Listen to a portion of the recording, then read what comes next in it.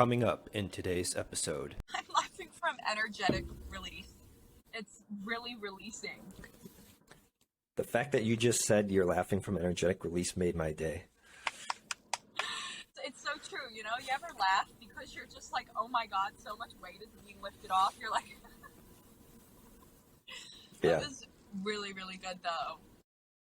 Welcome to episode 97 of Enter the Mind podcast, the most real talk, no nonsense podcast on the empowering of the mind. In today's episode, we're going to be talking about counterintention. So this topic of counterintention came up because I was studying this book from Frederick Dodson. He's a reality creation coach, and he has a lot of really good books on Audible. I do the audio versions. And this one book is called The Reality Creation Technique. And some of the things he says is he gives an exercise where you state your intention and then you release your counterintention. And he says any intention brings up its opposite. And so you would say something like, I allow myself to be confident today. And then you sit and you notice what comes up, what pops up in your mind. And that's the counterintention. That's your resistance to that idea. And so that resistance might be, for that example, I allow myself to be confident today, even though I was not confident for most of my life, or something like that. See, because as soon as we think that intention, I'm going to be confident today, that little part of us speaks up and says, but hang on, you weren't confident for the first 20 years of your life. What makes you think you're going to be confident today? And rather than resist that and focus on that, which is the mistake and the pitfall, what Dodson is talking about is releasing that. And so acknowledging it in your affirmation and just repeating, I'm going to be confident today. I wasn't confident before. I'm going to be confident today. I wasn't confident before. I'm going to be confident today. I wasn't confident before. And with that process, it releases the hook on that counterintention. And if you don't release it, it's going to put up resistance. What do you think of all that? Two things. So the first thing is that I completely believe in this. And it's funny because I've been believing in this for years. It's actually a lot of what I teach, and I love now that I can pinpoint it to Frederick Dodson who teaches it. So the first one is when I ask people to step into their confidence, right? And I tell people that they're already confident. I ask them to step into the least confident version of themselves. Number one, why? Because you know it so well. It's really easy to step into. You know, we're kind of creatures of like negativity. Like we so easily go to the negativity because of how we were programmed. So when you step into that negative aspect of yourself, it's number one, it's dreadful. You really don't like it. You know, you step into it and you're like, whoa, what the fuck is this? It almost automatically springs you up into that polar opposite, into that counterintuitive. So it's always so good to step into that helplessness, that victimhood, that lack of, abundance, and you step into it, and then you can transmute that energy in the opposite direction, like Frederick is saying. And the second thing is, releasing it. So, people ask me why I just let my emotions run wild. Why? Because I release it. I don't hold in my anger. I know that it's a part of me. And when I release that, I swear to you, every single time, it's gone. It's now gone, number one. And number two, I have a better connection with myself. And number three, I swear to you, people understand me better. Like, I was in the middle of a sale the other day, and my eyes started watering up because I couldn't do it in the way that people understood. I was doing it my own way. And I remember I was getting overwhelmed, and I'm in the middle of a sale, and I literally go, okay, can you guys stop? I'm feeling embarrassed and I'm feeling overwhelmed. Please just shh. And guess what? He still bought my program. Why? not because I held anything in, not because I was trying to cover up what I was feeling, because I let it out. And I am, people enjoy that authenticity. People enjoy seeing your emotions. And I think that, yeah, that's what I have to say about that. That's a big point about holding on or holding something in, bottling it up versus releasing and letting go. Definitely. And it's interesting. I can start to see it in people's faces, I think, and their energy patterns when they're just holding on to something because you need tension to hold on to something. And you can see somebody with a lot of tension in their body, and you know something's going on, like that they're not sharing, they're not releasing. And you know what's the best about that is that when you're around people who are confident, when you're around people, who are dope as fuck, they make you feel okay to release that tension. I've been with so many partners in my life, and Ben is my first boyfriend where he is so level-headed that when I'm around him, like,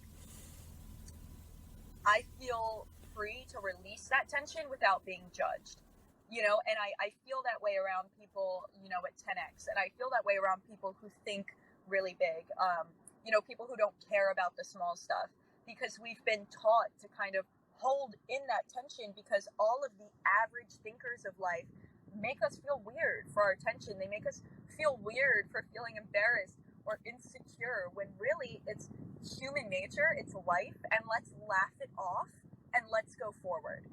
Hey, direct me to the next place. Direct me where to go. I know that I'm feeling tension. I know you guys can see me.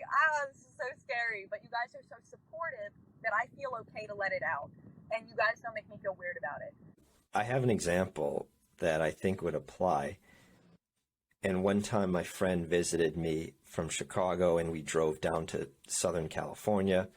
And after this 3-day weekend, he went back to Chicago, and he texted me and he said something like, I feel so, not level-headed, but he said something like, I feel so lean, like mentally. He's like, a lot of my concerns, like I just feel sharp, like I forgot what his exact words were.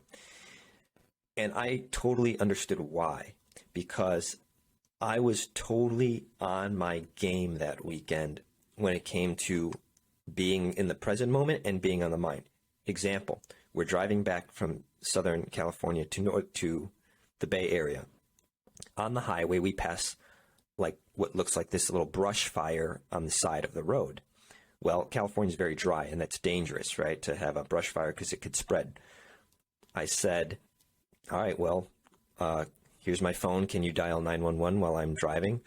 He dials. It's on Bluetooth. I say, hi, yeah, I'm reporting a brush fire. It's before this exit, and whatever, right? And they're like, okay, thank you. We'll send some firefighters out to look at it, right? And then hung up the phone, and then I was like, okay, where were we? What were we talking about now? And we just kept resuming our conversation. But I handled that situation and I moved on. How many people would spend the next 10 miles of that trip thinking, should we report that? Like, what if it like spreads, do you think somebody else reported it? Like, well, I don't want to flood the 911 with like 10 phone calls. They're going to get 10 phone calls about this fire. Somebody probably, right? Should we, but hang on, but should we, like, what if it burns? And that is called being out of present moment, right? How quickly can you just handle it and move on? That demonstrates acceptance. Like your brilliant example that you shared about like the sales conversation you had, you stated things as they were, and that presupposes an acceptance of what's going on. Like, hey guys, this is what's going on. Like, it's constant every second of the day. It's acceptance of the reality of what's going on. And I really like that you said that, because it also shows that like you move fast and you're quick to notice what's going on in reality. I think that we've talked about this before. There's something called like the heuristic. It's spelled Heuristic. Yeah, yeah, heuristics. And it's in this book, Thinking Fast and Thinking Slow. And he says, if something is happening on the side of the road, or somebody falls, or somebody drops something, most people will walk by. Why? Because they think it's science, like it's a proven fact that most people think in their heads, oh, somebody else is going to do it, right? So somebody else is going to do it, right? So who cares, right? What we need to start thinking, what you did, is like, oh, a brush fire, I'm going to call. It doesn't matter if somebody else has already called it in. In my mind, I saw it in the present moment. I'm going to call it in. Just, hey, there's a brush fire. Just wanted to let you know. Hang up the phone. Boom. I want to comment on the other point that you made about the polarity. And if you put yourself, you said one exercise you do is you put yourself in the position of that you don't want to be in, right? Like what if I was a low confidence person? What would that be like? And by law of polarity, it makes you start to think of the opposite. What would the confident version be? That's funny you say that, because there's been so many times where I was motivated by observing people do it wrong. Like seeing an anxious person makes me so much more calm, because I'm like, dang, like their hands are shaking, like their voice is trembling, like they're just in line at Target. Why are they so nervous? And as soon as it's my turn to check out my groceries at Target, I'm calm as a cucumber, because I just witnessed this person do it wrong. And I'm like, all I want to do is just get it done right. I'm like, gosh, so much anxiety that person had. I'm going to do it right now. Does that ever happen to you? Super, super true. Yeah, and I see it all the time on the road. I'll give 2 examples right now. So the first one is that when I'm on the road, it's weird. If I'm going really fast, like if I'm going like 35 miles over the speed limit, that makes somebody go slower. They hate to see me going fast so fucking much that they're like, shit, I'm just going to slow down. And if I'm going too slow, it makes somebody want to speed up. They're like, fuck, like, shit, I just want to go faster.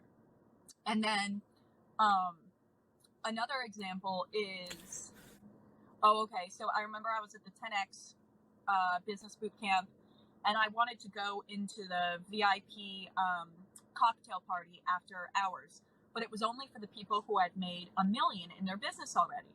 Well, my boyfriend has, so he was allowed to go, but I didn't know that. So the 2 guys who spoke to me, first of all, the one guy was like, didn't even want to tell me that I wasn't allowed. He knew that I wasn't allowed, but he was like withholding information from me. And it was rude. Like I could feel it. It was rude. Then the other guy who spoke to me was literally like, yeah, you haven't made like $1 million in your business, so unfortunately you're not allowed to go.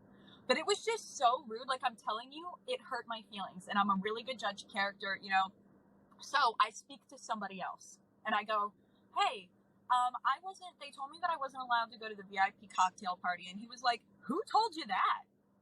Like, who told you that? Of course you're allowed. Let me go get you guys some wristbands. And so number 1, it proved that I was right. And number 2, it showed me who I never want to be like. I looked at those 2 guys and I was like, that is fucking preposterous. I would never treat somebody like that. And it made me want to be even more of a better person. So yes, I love that. I like the direction you took that, because so many people would spend the rest of the evening complaining about how they were treated by the first 2 people. But you're using it as fuel to push yourself forward into the next higher version of yourself. Yeah, definitely. And I don't talk shit on them, but it was just funny because they saw me at the VIP party, and I looked at them in their eyes, don't be rude to me. I'm going to get in either way. God always wins. Don't you forget that, But I want to get back onto this counterintention, because I feel like there's definitely been something that's repeating throughout all of our stories, like all of our examples in this podcast episode number 97. And I think that what we're both really getting at is that most of the time I guess it's kind of like what a majority of the population would do. We kind of have to take that counterintention. So like what you said, like if two guys, straight up told somebody like, oh, you're not allowed, most people would be like, oh fuck, like I'm not allowed, right? That's what like the normal kind of like intention would be or action would be. But instead you take that opposite action, you have a counter intention and you're like, oh, well, I'm actually not going to stop here. Let's look at the example of dating, and somebody is looking for the one or their significant other, right? They're looking for a relationship. So they might have an intention of wanting to be in a relationship. That's their intention in their mind. That's what they want. But they also have a counter intention inside of them that says, but there's no good bachelors out there or bachelorettes or whatever, right? There's no. So, okay, yes. So it's coming in. So pretty much, so a lot of the times what I say in my mind and why I usually get what I want, going back to that kind of releasing that like negative feeling or releasing really what is going on and what could happen in the present moment. Usually if I'm going in for something, I prep talk myself. So like when I went up to speak to Grant, and I thought to myself, there's going to be people swarming him. Okay, that's reality. That's going to happen.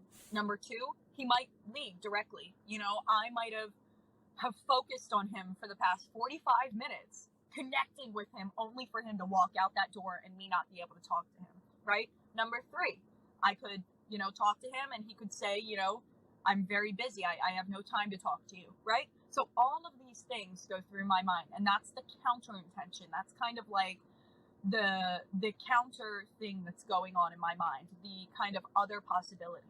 And I always get those out. And when I get them out, it just releases everything in my mind. And I can kind of be like, all right, well, I already know what could happen, but I'm going to fucking go for it and I'm prepared. So you're going to talk to somebody, you have a certain intention. Your intention is to meet the person. Let's say it's your first time having a conversation with this famous person who's hosting an event.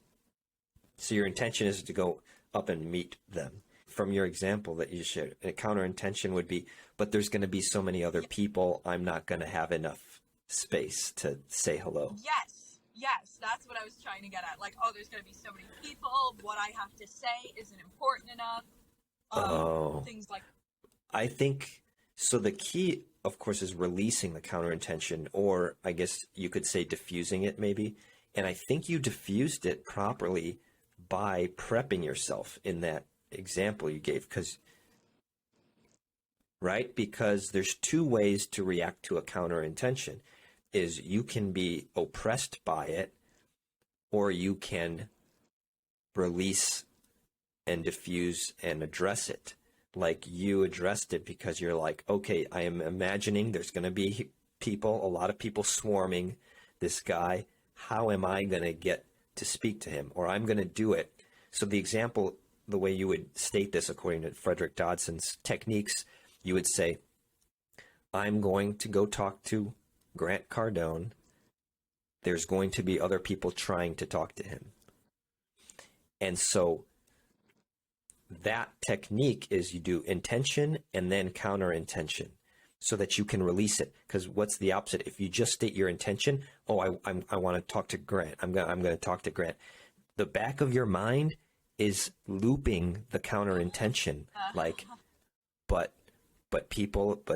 you're not going to have enough space. Everybody else is going to get there first, blah, blah, blah, right? So by stating it overtly, we're able to like let it go. So it doesn't sabotage us from behind. That is really, really good. I'm laughing. I'm laughing from energetic release. It's really releasing. The fact that you just said you're laughing from energetic release made my day. Good. Who else says that? Yeah, right? But it's so true. You know, you ever laugh because you're just like, oh my God, so much weight is being lifted off. You're like, that was really, really good though. Yeah, I definitely think that helps, because that's definitely something that I do a lot, and something that has helped me always get what I want. And another thing to remember when you're going for what you want, because that's kind of what we're talking about right now with counterintention, how to get what you want through counterintention, or how to have less stress going for what you want, how to put less energetic weight and baggage on going after what you want. There's something that I do when I'm going after what I want. And it's something that I think I've only seen in a few people in my life, or I've only seen people demonstrate a few times in my life. And it's when somebody wants something so fucking bad that they do not let one person in, and they hold their vision. Now, how do you think I got Elu on the podcast? How do you think I met Stormy Wellington? How do you think I got into a premiere party when I only paid for an executive ticket? How do you think I got into the VIP when my business hasn't made $1 million yet? Why? Because I don't let anybody else dictate my life. Because I say, this is what I'm gonna get. I'm aware of every single fucking thing that could stop me and could not get me there. I'm aware of it. I know what could happen. But you know what? I don't give a fuck. I don't care what you have to say. I don't care what you have to say. I don't care what you have to say. I don't care what anybody has to say. I'm going to get it, and I'm going after it, and that's what I want to do. And when I want something, I motherfucking get it. And that's what I feel like can also help you with that counterintuitive. So you know what you're heading for, you know what can go wrong, but you also have that core kind of energy shooting straight from your heart that's like, this is what I'm getting. And you go for it, and you don't let anything get in your way. Yeah, that leads me directly to the power question of the day for this episode, which would be, how much energy are we investing into the counterintention as opposed to the intention? Or what counterintentions do we have that we haven't released yet? Oh, that's a good one. I like that one.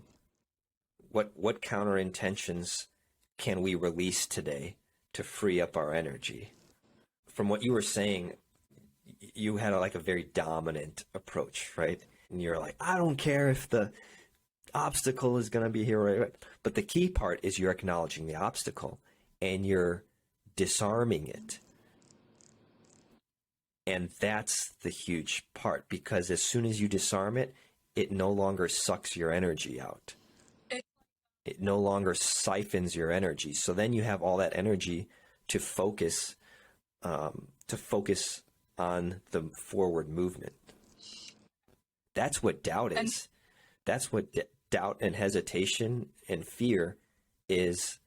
It spins you in this circle where it just consumes your energy, and it diverts energy away from action taking and towards the pendulum. Oh my God, this is an incredibly good episode. This is really good. My brain's going to be growing this in the next months. It's good stuff, and this is a blooming of all of these conversations from our past episodes. But I think we're bringing a lot of truth to light. So yeah. Let's wrap up for the day. Was there any power question from your end? No, I like yours a lot. Let's stick with that one. And second of all, thank you everybody for listening.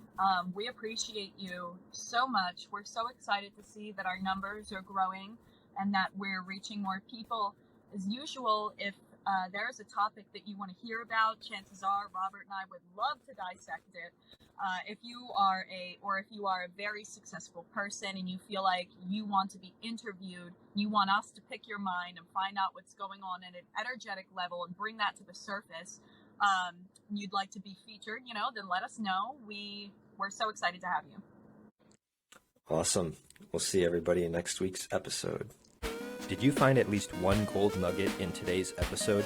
Then please like and subscribe and share it with a friend. And finally, if you're looking for a community of like-minded people, join our free Facebook group at facebook.com/groups/enterthemind.